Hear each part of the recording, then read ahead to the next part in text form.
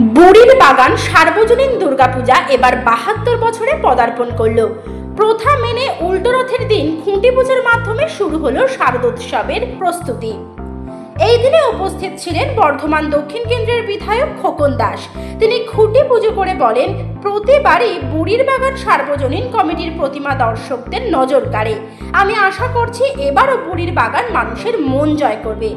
এবারের পুজোয় থিম ও প্রতিমা কিভাবে উপস্থাপিত হবে তা নিয়ে দর্শনার্থীদের মধ্যে ইতিমধ্যে তৈরি হয়েছে কৌতূহল।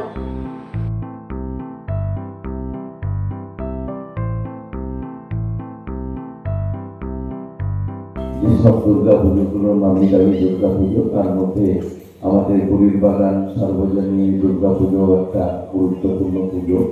সেই পুজো আজকের পর থেকে উল্টা রথের দিন আমাদের খুঁটি পুজোর মধ্য দিয়ে সেই দুর্গা পুজোর শুভ সূচনা হলো।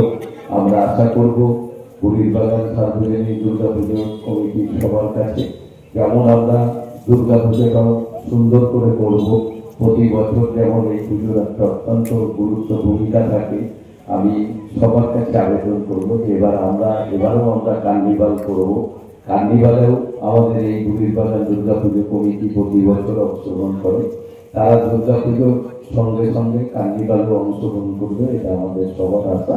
তাই আজকে এই খুঁটি পুজোর মধ্য দিয়ে আজকের দুর্গা পুজো সর্বজনীন আমাদের বুড়ির বাগান সার্বজনীন দুর্গা পুজো শুভ সূচনা হলো। আজকের এই অনুষ্ঠানে যারা আমার বয়োজ্যেষ্ঠ দাদারা, আমার ভাইরা রয়েছে, সবাইকে আমি আমার শুভেচ্ছা ভালোবাসা জানাই। সবাই ভালো থাকবেন।